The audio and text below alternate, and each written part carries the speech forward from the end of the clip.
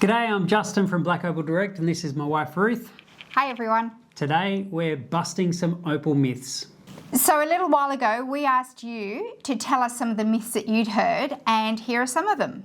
So the first question is that you can't wash dishes when wearing opal. I guess that's about opal getting wet. Yeah, well, you can absolutely get an opal wet. Opal was formed in water and it lives in water. So for the first 110 million years of its life. So you can wash your hands in Australian opal, no problems whatsoever. It won't change it. It won't do anything whatsoever.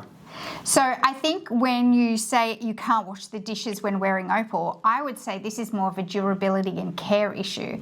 I wear opal every day. My hands get wet, no problems. If I'm rinsing out one glass, I might leave my rings on. But if I'm going to do the dishes, it's just common practice to take off all your jewellery before you do the dishes. Opal or not. Opal or not. I'd do it with diamonds, I'd do it with emeralds or sapphires, whatever. Take your jewellery off before you do your housework. Or don't. Opal jewellery cannot be worn daily. Well, What you do can I do? answer that. What do I do? You wear it every day. I wear opal day. every single day. Now let me check. I don't see any. No, I don't see any scratches. That's pretty impressive. And that one? Oh, you do too. Yeah. Yeah. No, that's pretty good. So I think I must be Italian in another life. I talk with my hands. I don't have any problems wearing opal jewellery every day, but I am careful. Now, if I had a job that required me to use my hands in a physical role, I probably wouldn't wear it every day. And I do rotate my opal rings, so I might get obsessed with wearing one ring for weeks on end and then I'll change it to something else. But you can actually wear opal daily. I would just make sure that the setting is a protective setting. And I have an opal ring for my pinky that I've had for over 25, 30 years, and I've not got one single scratch on that opal yet. He's so proud of himself. Can you wear opal in a hot or a cold climate? This is an interesting one. Dustin, you've probably got... It's absolutely fine. Opal will not change under temperatures of climate. It might change under heat, like under flame. So if you put an opal in a flame, it will eventually crack if you leave it there long enough. But when it comes to freezing opal going from hot climate to cold very quickly, it doesn't make any difference. And the reason I know that is because I heat an opal to glue it onto the stick so I can polish the opal, and then when I take it off, I put it in the freezer to make the wax really brittle, and then I pop the stone off. So the stone has gone from heat and then it's gone to freezing, and there's never a change in Australian opal ever. Particularly if you live in a snowy place, do not worry that your opal has come from a hot place. Doublets and triplets aren't opal. I think the first thing is, do you want to explain what a doublet and a triplet is, just for those who are new? Doublets and triplets are actually, a portion of it is opal, but it is a very thin layer, and it's usually glued onto a backing or having a quartz or glass top to magnify the colour. But the colour is a thin layer that's been glued on to make it emulate a black opal. We call this a composite opal, and while it isn't classified as a natural precious opal, it is still considered a composite opal in the formal classification. Not a fan. I know you're not a fan, and we don't actually sell any doublets or triplets, but if you're new to opal and you really want a piece of opal, it sometimes is a budgetary consideration, and so you might get the look of an opal without spending the same amount as you would for a solid black opal. So $1,000 beautiful black opal, you would get a doublet for around 10% of that value. Just to give you an idea. Opal as an engagement ring is not a good idea. Do you have an opal engagement ring? No. You don't even have an engagement ring. Look, he doesn't even wear his wedding ring. I don't. Says he's far too sporty to wear a wedding ring. Yeah. So this is an interesting one. On the surface, it's a yes and it's a no. So an opal engagement ring, as you know, I've created many opal engagement rings, and I'm very happy to do so with a couple of caveats. Wearing an opal engagement ring is, like I've said earlier, you want to make sure that you don't wear it on all occasions, washing dishes, doing the gardening. When you take it off, you want to be careful about how you take it off. In wearing an opal every day, it goes back to how is it set.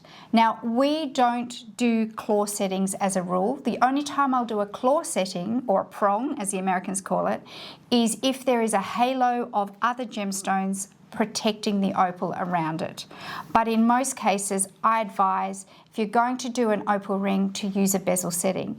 Now, as an engagement ring, I always say to women, perhaps it's not the ring that you wear every single day.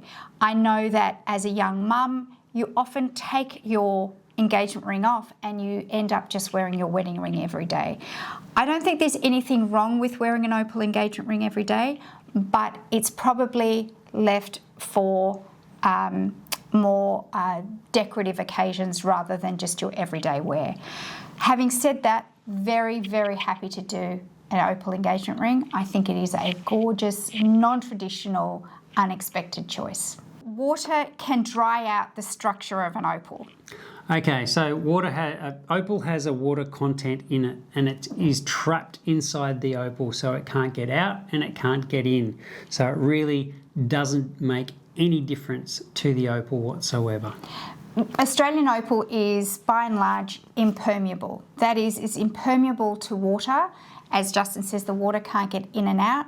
Your body oils, dishwashing detergent, and even Justin's done it in an earlier video, hydrochloric acid. Acetone, everything. Nothing will get in and out of the opal. This isn't the same for other types of opal. For instance, opal with an origin of Ethiopia may be what we call hydrophane, and that is, it is absorbent to other liquids, including your body oils, perfume, and water as well.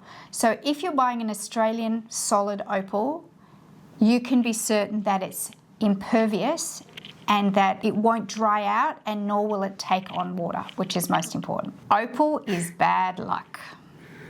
Well, anything can be bad luck if you're superstitious. I say it's bad luck if you don't own an opal, personally. And it's bad luck to be superstitious. Because I have to say that I've lived my whole life around opal since I was a baby, and I feel like I've had a blessed life. So if that's bad luck, then what is? All Australian opals need oiling. Wow, that's a really old fallacy.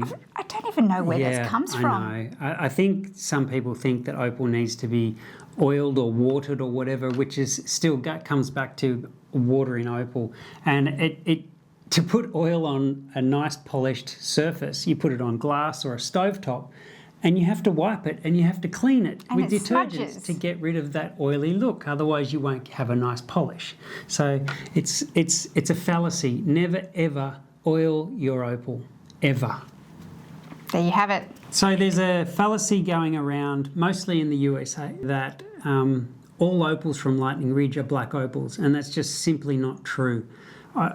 Lightning Ridge produces dark opals and black opals, crystal opals and white opals, just like any other field in Australia that produces white opals, we can too. So it's not a black opal just because it comes from Lightning Ridge. The black, of course, refers to the body tone, and as you know, we always refer to the body tone, that scale from N1 to N9, and a black opal sits in that N1 to N4 space. So a black opal is only a black opal if, when it's graded, its body tone sits within that range. It may be a dark opal from Lightning Ridge, it may be a crystal, it may be a white opal, but they're all Lightning Ridge opals. And I think that is really the key to it, is the origin. Knowing the origin of a stone, knowing its provenance is the most powerful tool. And it's the thing that we all want to know, we all want, is where does my gemstone come from? Some people ask, why is a black opal called a black opal when it's got colour in it? And why isn't it just black like onyx? and it comes to that body tone. So you're going to have beautiful play of colour in a black opal, but it will look darker than, say, a Cooper Pedy opal that is all white. So there you have it, some opal myths busted, and hopefully you've learnt something today.